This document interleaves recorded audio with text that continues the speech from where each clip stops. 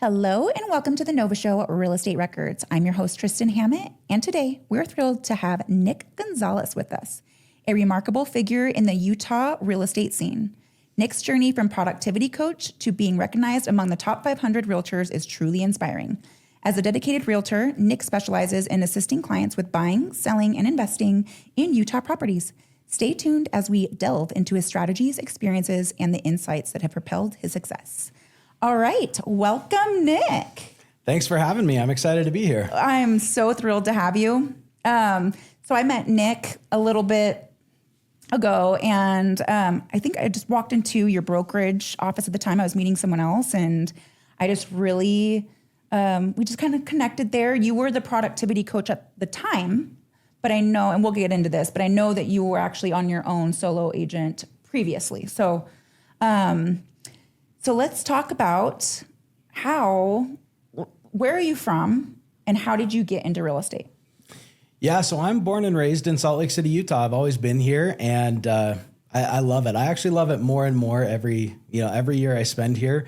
I get to love it more. I get to appreciate the mountains more, and just I love being here. So, and I got interested in real estate because my dad actually was in real estate when I was a kid, just for a couple years. I don't think he liked it as much as I do, but it was fun to just see kind of what he did and be able to tag along with that. So it was pretty fun. And I decided that I wanted to get my real estate license when I turned 18. And then some things happened and I just kind of got job after job and kind of moved around a little bit. And then I realized that I turned 21 and I was like, oh, I could have got my real estate license like 3 years ago. Wow. So I just decided to jump in and then go ahead and get it. Okay. So what year was that? I got licensed in January of 14. So January 14. Oh. Yeah. So I'm like 11 and a half years coming up on. Okay. Yeah. So, and it was really interesting. It was just interesting how it all happened. So I was in cell phone sales and I liked it. I got pretty into it. I had been with 2 different companies. And then I decided that I wanted to get into real estate. So I took my classes and everything. And then my boss was like, hey, I know I know you're still doing a good job. Everything's good, but I can tell that you're way more interested in real estate. And so he was just like, you got to take a pick. Like, are you going to do this or are you going to do that? Okay. And that's probably the best thing that happened to me because I was just like, I'm out. Okay. So then once you were fully in, then was that like, you were in all the way, and like, were you living at home with your parents, or were you by yourself? Like, how did you make it work? Yeah. So we had just gotten married. So I was about 21. We'd just gotten married. I got married to my wife, and we lived with her grandma for about 6 months while we saved up, had a little, we sacrificed a little just right around the corner. Actually, we lived over here with her grandma. And then we built a new house, and I had an amazing realtor, Taylor Brinton, a really great guy, kind of flies below the radar, I think, these days, but just an awesome guy. And I thought, man, I want to do that. So luckily, my wife wanted to buy a house. That probably was the first domino that hit. I don't know that I would have bought a house that young, except for my wife just was set on it. So anyways, we just bought a house. I decided to get into it. Then I get this ultimatum from my boss, and that year, so I got licensed in January, and then in February and March, I sold a house in February and a house in March. Okay. Which I think is pretty unique, right? Yeah. Like that's not super common. So I was feeling good. And then in June, I got the ultimatum from my boss, and I said I'm out, and I didn't sell another house until December. Oh. So it was painful. Okay. Yeah. And honestly, I'll tell you, I was short on cash. Like luckily my wife worked, but we were short on cash. Like I thought I was all planned up. I thought I had plenty of savings, but, and luckily my wife was working, but I ran out of cash and I didn't want to give up on the dream. Right. And of course, when you're a new agent, all you want to do is be a full-time realtor because you're like, oh, if I was just full-time, it'll be so easy. It's going to be so great. I think that changes over time a little bit, but, anyway, so I decided I'd get a night job. So I was working at the airport from midnight until 8:30 in the morning. Oh. My gosh. And because I wanted to be a full-time realtor, I didn't want people to think I couldn't help them. So right, because you have like during the day you're working and you can't see anything. Totally. Or can't respond. Totally. Okay. So I got this job from 12 to 8:30 at the airport. I was in the parking division. And back then there was about 7,000 parking spots. And my job overnight was supposed to be, you just go, I would drive down the aisles and I would put in their license plate number, whatever their license plate said. If it was empty, I would delete it out. And I was just supposed to keep track of where every single car was. And I would do that all night. Luckily, it was in the summer because it was probably between like July and September, something like that. Okay. So it was in the summer. So it was kind of nice because at nighttime it was warm outside and everything. But I'd just get so tired because, it was the middle of the night. So I'd get super tired just doing that. And my boss would say, oh, well, if you're tired, just hop out of the truck and walk down the aisles. And so I did. I just would walk down the aisles for 8.5 hours. It was really crazy. Wow. And then about 90 days hit, and I was like, I liked having the extra cash, but I was like, geez, I just can't do this anymore. Yeah. There was a couple things that were kind of funny about working there. Like, I was just trying to survive. I was just trying to get cash to survive. But the worst thing, I'm not a germaphobe, I don't think, but I don't like gross things usually. Okay. And so each of those shuttle stops at the airport has a garbage can. Oh. And I'd pull up my truck and I'd pull out the ring and I'd tie up the garbage can and I'd flip it into the back of the truck and it would just squirt all sorts of juices all over my truck. And so when I left, I'd have to go clean off the truck because it was all nasty. Oh. And so I think that did help propel me because it was like, I didn't love my job. I appreciated it and it was fun. There was good parts about it, but I was like, I am not doing this the rest of my life. Right. Right. And so that's where, that gave me enough pain that I was like, okay, I can go do the door knocking. I can go get told no a few times. I'm going to do real estate. And by about 90 days there, I was on probation and they were going to decide if I was going to be able to stay or not. And I'm just like, hey, I had slept through like 6 nights of work, just straight through. Like I slept through the entire shift.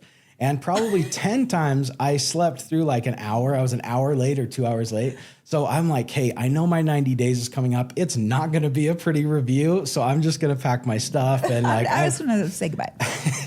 And they're like, no, you should stay. Like, what can we do? Can we give you part-time or something? And I'm just like, no, I'm the worst employee you've ever had.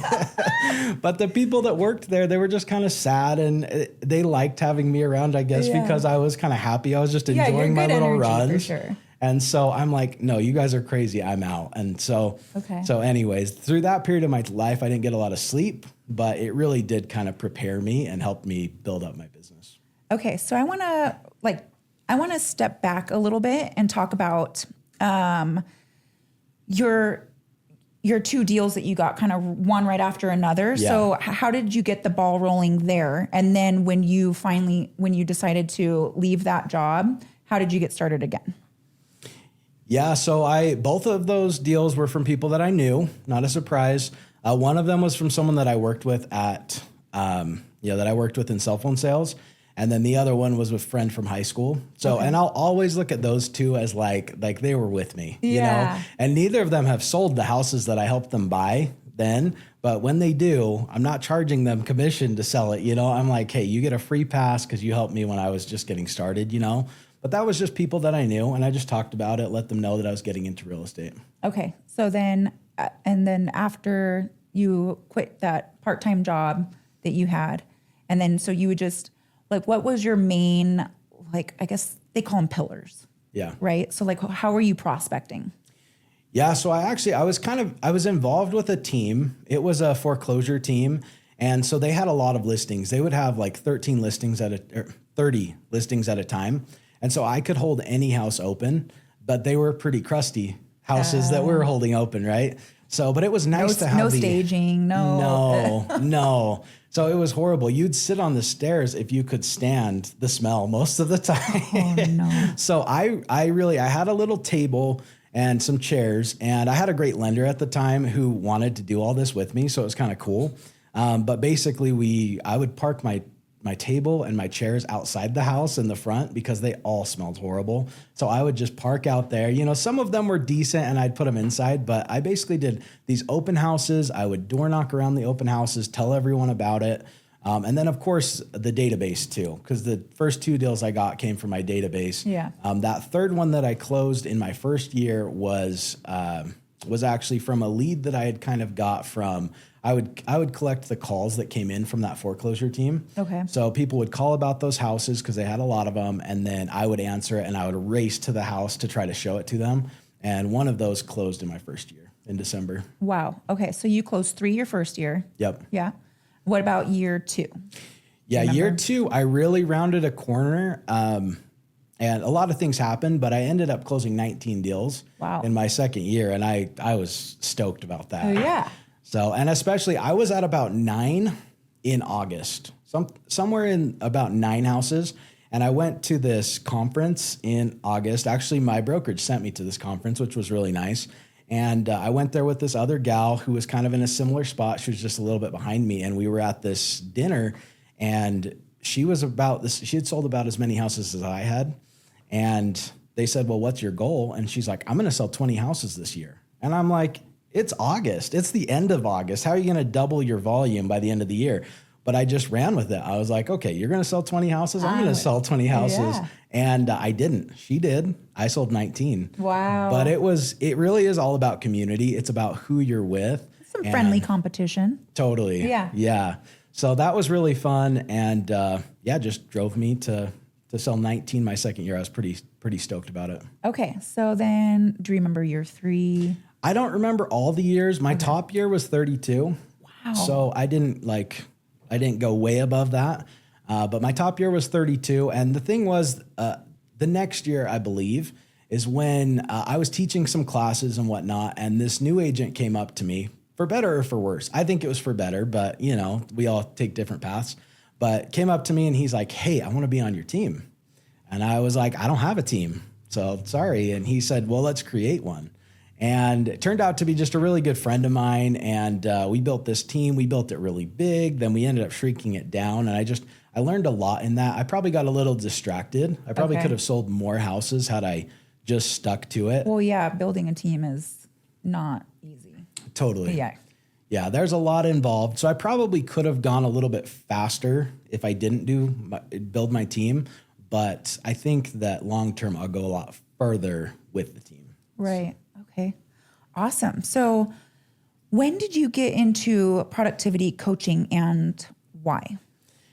Yeah, I got into productivity. Well, in 2020, obviously COVID hit, and I had already been talking to the operating principal at my office, and I just wanted to be a part of her team. I thought her team was really cool. She's a great leader, and I wanted to be part of her team. And so I just told her that, and she's like, great. Like, I had no idea you wanted to do that. Let's do it. So I came on as agent services director or coordinator, something like that.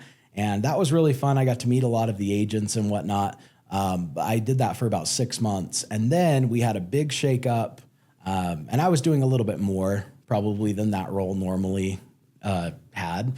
And so then we had a big shakeup, and I got moved to productivity coach, and our productivity coach moved to team leader, and we just kind of moved everything around. And that was a really cool move. Yeah. Yeah? Yeah. So what did you like most about helping other agents and helping them grow in their business? Yeah, it was cool because I had kind of always done that. I loved coaching. I loved helping. Like, building a team was good for me in that sense that I like to help people build their business. I figured out some really simple things that work.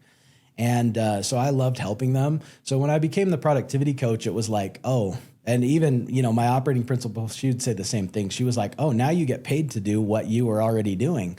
So I was like, okay, great. So it was just cool. I got to teach them a bunch of stuff. I got way better at certain things because I was preaching about them all the time. It kind of got a little more imprinted, like in my DNA, where it's just started to become who I am. Like, I remember, because I was really busy. As a productivity coach, I was so busy. My calendar was full from morning till night, 100% of the time. Wow. And so, yeah, I was really busy. So I remember I had a personal listing appointment. And I remember going to it. I had almost no practice. I had no preparation. Like, I had some comps and I had my stuff because I knew how to do it. Like, I knew how to prep it pretty quick. And anyways, I run out the door and I just realized, like, I did the whole listing consultation, everything. I have the paper signed and I'm leaving the house and I'm like, I don't even remember how this happened. Like, what happened in between? It was just muscle memory, Wow. Like, I took this listing without any without any thought. And so that was kind of a cool part about coaching is I got so good at some of that stuff that I could do it in my sleep. You're repeating it consistently. Yeah. Yeah. And I'm like, I can only have a 45-minute listing consultation because I've got a coaching appointment in 30, So it was just like, I just had to be quick. Bam. Yeah. Yeah. So it was cool. I got to really refine my skills through that process. Okay. So most recently, I saw you on the top 500 list. So I'm like, what? Nick Gonzalez? I'm like, that's crazy. So I called you and I'm like, congrats. First of all, that's huge. Thank you. And secondly, I was like, I thought you were into the productivity coaching. So why and when did you step out of that role? Yeah, so I stepped out of that role in April of last year, so April of 24, and we sold our first house last year in March. No, maybe in April. My team did. Okay. So my team had slowed down. My coaching thing had gotten to be pretty expanded, and it just took a lot of time and effort. And so I left in April, and I just moved all of my attention to my real estate team. April 2024. Yeah, April 2024. And anyways, then finished the year off. We sold 20 houses last year. That wasn't like a banner year for us or anything, but it was moving in the right direction because my business was not going in the best direction at the time, just because I hadn't put enough attention on it. Right. And so, anyways, yeah, we got top 500, which was exciting. That's so exciting. So tell me, how do you, during this coaching period, so how long was that? About 3.5 years. Okay, so 3.5 years of productivity coaching. And then you kind of step out of that. Had you been communicating with your SOI and like asking for referrals like during that time, or how did you get the ball rolling again? Yeah, totally. There's a company, I probably won't say the company because I don't know if it's weird to say that, but I had set up all these systems. I always had assistants, and they set up these systems for me. But then when I would lose my assistant or I would change things around, I wouldn't have all the stuff that I needed, and it would cause me problems because I'm not that organized generally. So luckily, I had signed up for this magazine that would go out to all my clients 4 times a year, and luckily I did because I stopped sending out all my monthly mailers. I stopped sending out my texts. I really didn't put a lot of emphasis on my events. I just did kind of my office events and whatnot. But I had signed up for this magazine. So for a couple of years, I wasn't doing anything except for this magazine. The way it's set up is it goes out whether you do it or not. You can write a little blurb on the front page if you want, but if you don't do anything, it just sends. So honestly, I look at that, and they still call because I don't do it anymore. We've got a little better setup for all my marketing and whatnot. Okay. But they call me and I'm like, no, I love your product. It was great. And honestly, it probably saved my business because had my people not heard from me for a few years, it could have killed my business. And so, yeah, I had it on autopilot a little bit, and that helped a lot. It wasn't as much as I normally do, but it was something so that they could hear from me. Okay. Are you talking about the magazine that has I think I get one actually. Yeah, from my realtor that sold me my home.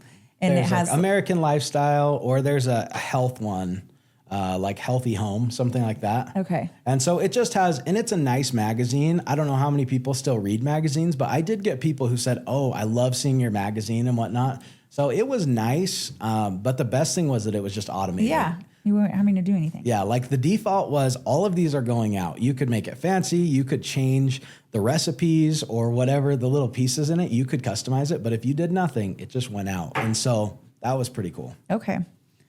So what about to hit 20, so this is you and your team last year. And how, like, I don't know how to say this, but like, how did you,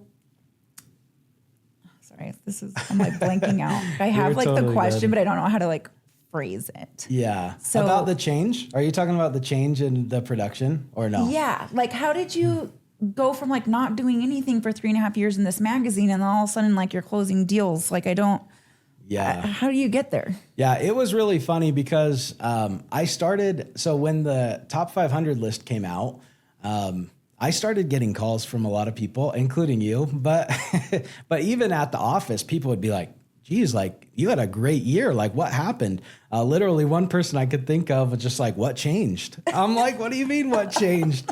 And anyways, I would tell them and they'd be like, oh, that's great. But I think a lot of times people thought that my office was just like putting some random person there to teach them real estate or something. I'm like, I know what to like, do. I'm not fresh off the street. Yeah. Like they're not hiring these chump coaches. And still, I mean, they replaced me with two really great people that do a great job. So I thought that was kind of funny, but no, I did know how to do it. And so I just jumped back in. And I think, to be honest, I got into this. I really liked building my business carefully. And I like this person to take care of this. And I like that person to take care of this. But I kind of felt like I had just started the business again. Right. That's what I'm like trying to say is like, it's like you had to start over. Yeah, it really felt like that. And that's kind of why I moved, because I worked so hard. I mean, those long nights at the airport, I worked so hard to build that business. So when I saw that it didn't have the growth that I wanted it to have, I was like, I have to jump in and I have to turn this thing around. Mm-hmm. And so I did, and I just gave it everything I had. And I moved from, okay, this needs to be done like this and this needs to be done like that, to like, I'm just going to do it. Like whatever needs to be done, I'm going to do that. And so I just took a lot of personal accountability and said, okay, like every day I'm going to show up early. I'm going to do every single thing that I can. And then I'm going to go home. Let's talk about that though. Yeah. What does that, like you're coming to work early and then what does it look like? Yeah. I mean, day in the life at my office is basically get there early, 8:45. And granted, it changes. So I can't say all last year, this is how it looked. But basically I'd come into the office at 8:45. A couple of us, including my broker, we do affirmations and then we jump right into calls. Now we like to do proactive communication to our clients early in the morning. So like 9 to 10 is set up for proactive client communication. That takes the stress off so that we don't have our clients like bombarding us throughout the day. Like what's the deal with this? What's the deal with that? So we do proactive updates to them in the morning. So these are clients you're working with already. Yeah. Like in a transaction with. Yep. So they're actives or pendings or whatever, but these are people that we're actually in real estate transactions with. But that really helps because, on the proactive communication front, it makes a big difference because if I call a client and give them a proactive update at 9 a.m, I can just say, hey, here's what happened yesterday. Here's what's going to happen today. Here's the plan for the rest of the week. You have any questions? No? Cool. Have a great day. If they call you, they're usually kind of mad. Or they're irritated. They've got questions, which means we didn't do a good job of delivering that to them. Yeah, that's like the worst, right? It's the worst. Yeah. Oh, it's the worst. So anyway, so we moved that to 9 to 10 is our proactive communication to our clients so that they're not surprised. And also those calls, if they call you, it's a 20-minute conversation. You call them, it's 2 minutes. They expect it. They're like, Nick's calling me. He's giving me an update. Totally. So if this is in an active transaction, let's say I'm your client. Yeah. And we're in an active transaction. I'm buying a home. Are you calling me every single morning to give me this proactive update? Yeah. So this could be, it could be a call or a text. So, and I would say more often it's a text just by the sheer volume, but at least once a week, it's going to be a call. Okay. But when I got in the business, it was always like, hey, do one weekly update for your clients every week. And let's be honest, that would not work in today's market. Like things move too fast. People want to know what's going on. So yeah, it's at least one call a week, probably more about specific things, but always at least something proactive in the morning that says, hey, here's what happened yesterday. Here's what's going to happen today. And here's the plan for the rest of the week. That really does make you look like a rock star and just like stay on top of like, okay, Nick's on top of things. Like I fully trust him. Totally. Yep. So that's what we do early in the morning. And then from about 10 to noon, that's when we're making outbound prospecting calls. We're digging up business with our business partners. A lot of my business comes from our database, of course, like people who have done work with us already, referring people or using us again.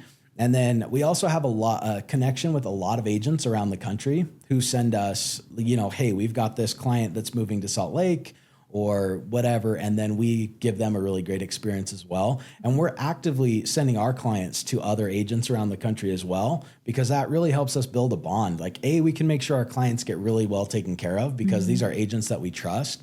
But also we're building this relationship of trust so that when they have clients coming here, we can help them out as well. So it works out really well. And I'm good at talking to realtors, to be honest.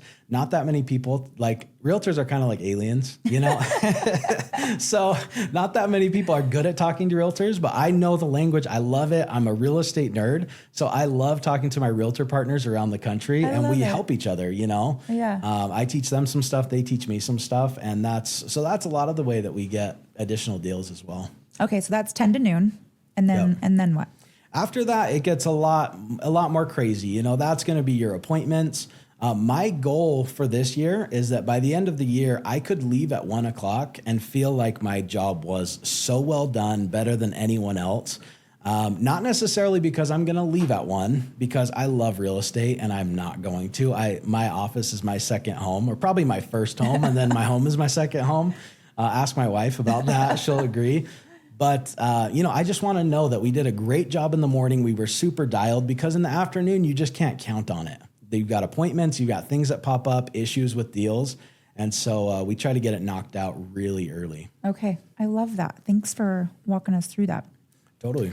Okay. So right now, what are you seeing like in the marketplace? Like, what are you having? A bunch of buyers or a bunch of sellers? Like what are you seeing out there? Yeah, I mean, it's been a more so a balanced market in my view. It's been a balanced market for longer than I've seen in a while. Okay. Like the last couple of years, I would say have been a pretty balanced market. So our sellers are still able to sell their homes, but our buyers are also able to go under contract, and we're having to be reasonable when it comes to negotiations. Usually the market swings one way or the other, and it doesn't usually hang out in the middle that often. But that's how it's been for the last couple of years. And I think right now it's more of the same. We are seeing, I saw I saw this weird thing on a graph the other day. So I run these stats just when we're going into a listing appointment. We want to bring some numbers and we want to just have a general idea what's going on. And, we do see there's this little chart, and it shows homes that are listed on the market, like new listings to hit the market, and then homes sold. And when you look at Utah or Salt Lake or really any area, you're seeing a spike in homes listed. In the first quarter, we saw a pretty big spike of homes listed, okay, and our homes sold went down. And that kind of break says it's going to be leaning more towards a buyer market. Now that doesn't mean the sky is falling or something like that, but that's kind of my indication that when we're pricing our homes, we need to be the best priced. We need to have the best condition. We need to show the most value in any neighborhood to make sure that we're the one that sells, because we are seeing inventory climb. Now, it's not scary. It's going to be fine. Salt Lake's a great place to invest in real estate and to own real estate. Mm-hmm. But we're just always watching those little trends and seeing that's definitely a leading indicator that there's going to be some opportunities for some buyers. Okay. So are you looking at, there's a couple questions. You can answer this one first. Yeah. Are you looking at the market trends? It sounds like daily. Like you're always up to date on them. Yeah, and that changes. So it's, we focus on Salt Lake County. That's our baby. And then we have, Davis County and Utah County and Tooele, and then Park City. It depends where it's at. Okay. But like this house that where I found that was Eagle Mountain. I was comparing, okay, how does Eagle Mountain look compared to Utah County, compared to Salt Lake County, and compared to the whole state? So at different levels, we're always watching those stats as soon as they come out. Right. So I was talking, and I'm bringing this because I went to a meeting the other day, and somebody was saying, it's fine to be a part-time agent, right? Like totally. Sometimes you have to, you've got bills to pay, and you need to pick up a business, right? Yeah. how it goes. But also, if you're not actively an agent, you're not actively seeing what's going on out there, you're not actively keeping up on the market trends and things like that. How can you go and explain to the buyers or the sellers, what they're seeing out there and how to price your home? So I think that's so important that you're keeping up on the trends and seeing what's going on so you can educate your clients better. Absolutely. Yeah. One of the mentors that we listen to a lot says that we need to be the economist of choice for our clients. And so I take that pretty seriously. And whenever you talk to, high producing agents, they know what's going on. Sometimes that's more because they look at charts and graphs all day, which is fine. That's not really the way that I do it, although I do see charts and graphs, but it's because you're out there. You go walk through houses and then you see how many offers they get. You see what kind of activity they have, A lot of times you see open houses start to climb. If you see a lot of open house signs, then that usually means that there's a little bit more inventory and there's a little more opportunity for buyers. If you have listings that pop up on Wednesday and they're under contract by Saturday, then, things are changing a little bit. So definitely being a full-time agent helps if you're out there doing it. Right. Because there's full-time agents that are out doing it and there's full-time agents that are, gossiping around the water cooler. And those are kind of two different things. Okay. And it is true. When you're a new agent, all you want to be is a full-time agent. When you're a full-time agent, all you want to be is a part-time agent. This hard balance here. Yeah. So it's, people say, oh, should I quit my job? I'm like, I don't know. Like I've seen a lot of agents that have more time constraints. Maybe they have kids or they have another job or something like that. I've seen them do just as well as people who have all this time in the world because you're forced to be really good with your time. Yes. You have to do the most efficient things. You can't just come hang out at the office. You have to go do something. Right. With the time that you have available exactly. to you. Okay. Okay. Are you seeing, what are you seeing out in the investment world right now? Yeah. So, I'll be honest, it's a little bit challenging, especially in the long-term rental market. That's a little bit of a challenge just because with interest rates where they're at and our rental rates are lagging behind the climbing mortgage rates, right? Mm-hmm. So it just kind of depends. We have a lot of clients who are going into different markets. Honestly, we're helping them go to the Midwest or something like that. If they want long-term rentals, some of them, I have to direct them away from Utah just because, or at least from Salt Lake, because it's a little more challenging. So we're leading them that way. Of course, there's a lot of communities here where short-term rentals are really great. And we do believe in holding long-term rentals. Like the more real estate you own, the easier it's going to be to build wealth, right? Right. So it is really important, but it just depends. Park City is a really, we're seeing a lot of good activity in Park City for investment properties. Okay.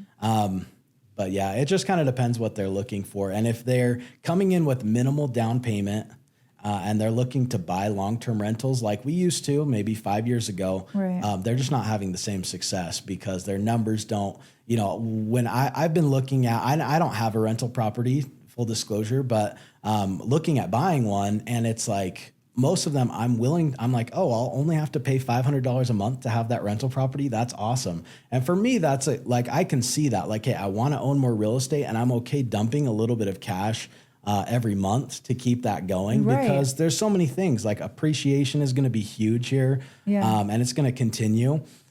So it's worth it to own a lot of real estate.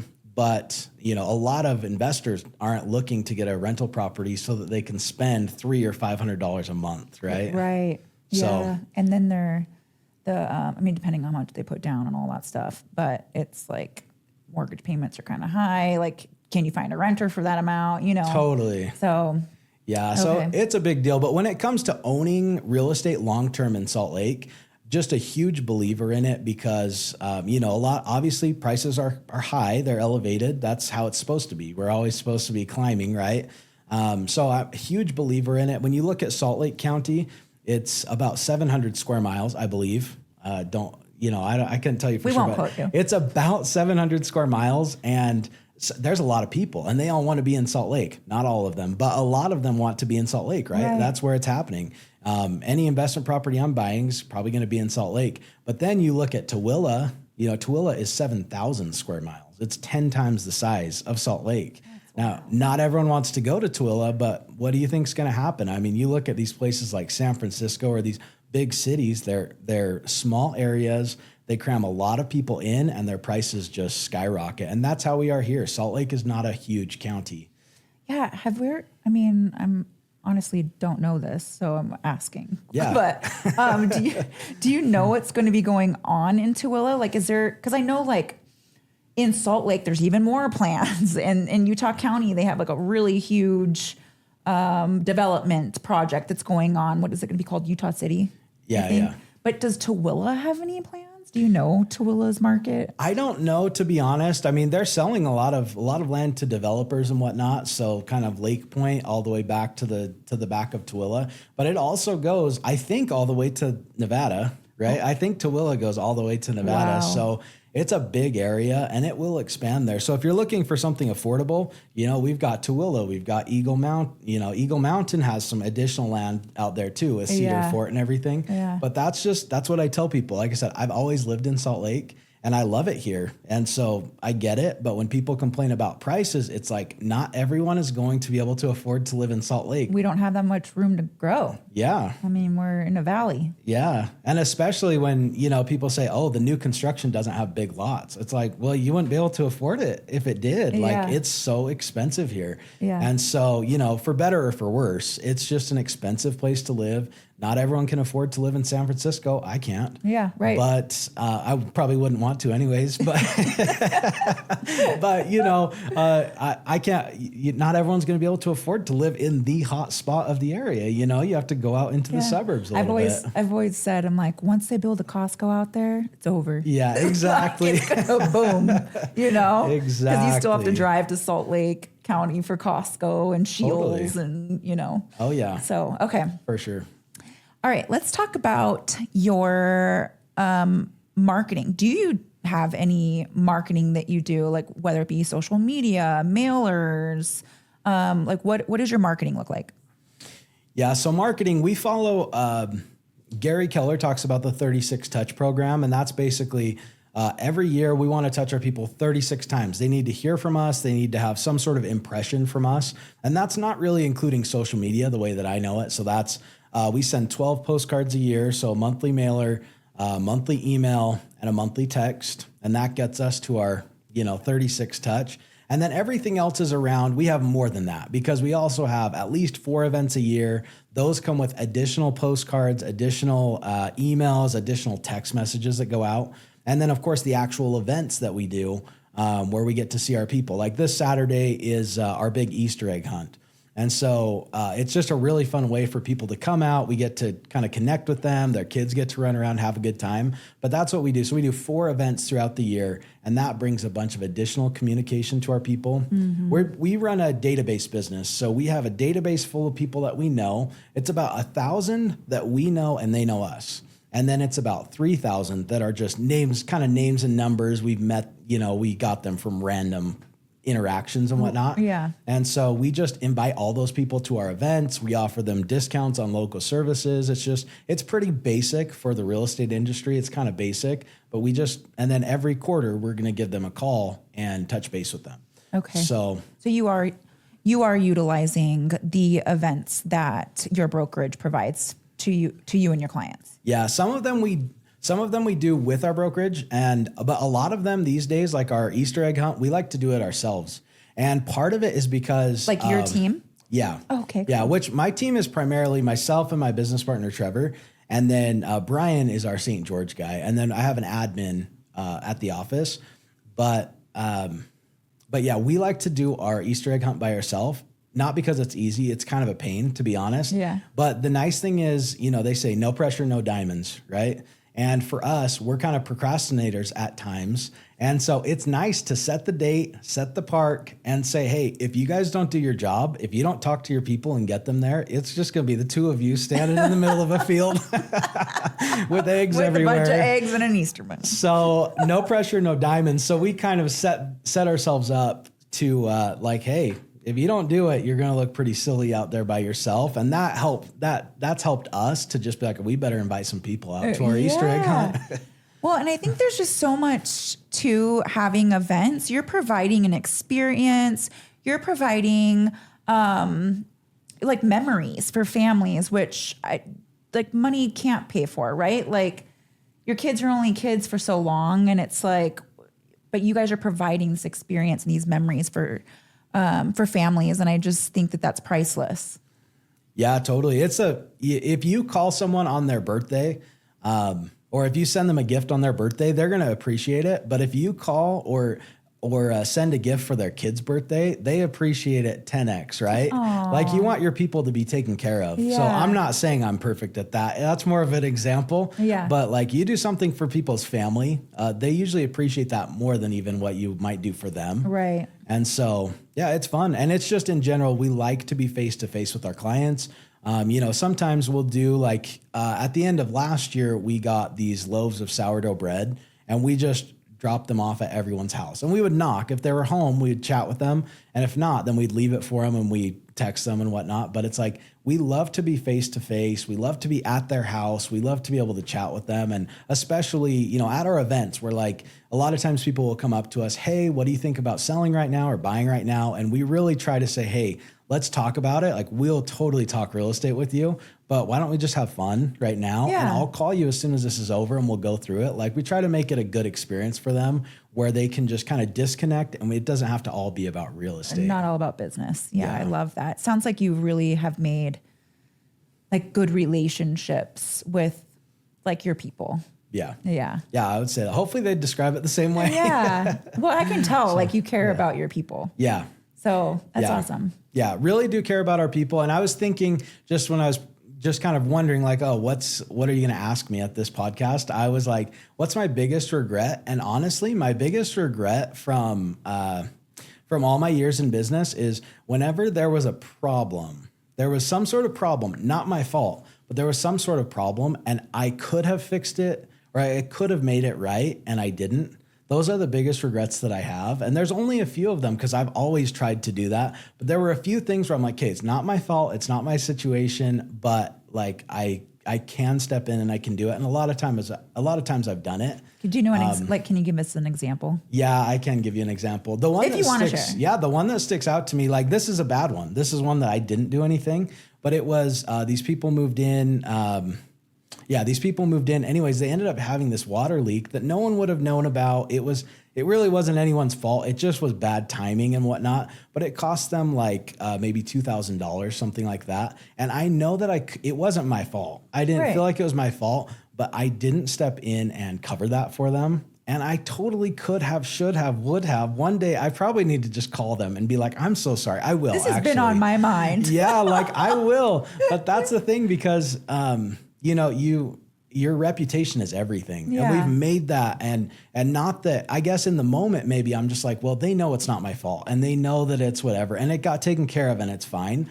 But it's just like your reputation is everything. And it's never about this one transaction. It's about, it's not about real estate. It's about people. Right. But it's certainly never about this transaction. And, one person might move every 9 years, 10 years, right? But the amount of people that they know that are looking to buy and sell is so much more than that. Yeah. And so if you can really make an impact for them and make them feel like you cared about them and you took good care of them, then that can also lead to a bunch more business. And with referrals, because they're like, without a doubt, I'm going to refer Nick. Yeah, totally. That's awesome. So we like to be there for people when they have moments like if they have a family member pass away or they have a pet pass away or something like that. Like we just really care about our people. And so we try to show them that we love them. That can even just be on social media. Like we, as we're reaching out to our people, we just see kind of what's going on in their world and just commenting to them and saying, hey, really sorry to hear about this, whatever. Like it doesn't have to be huge, but if you just let people know that you care about them, it goes a long way. Yeah. And it's genuine. I don't think it's something you could really fake, Right. But if you genuinely care about people and just want to help them and want them to know that you're on their team, it's pretty easy to do it. There's ways to find small ways to do it. Yeah, absolutely. Oh, I love that. Thank you. Okay, man, we're running out of time here. There's so much good stuff. Okay, so just a couple more questions. Yeah. Okay, what would you tell your new agent self?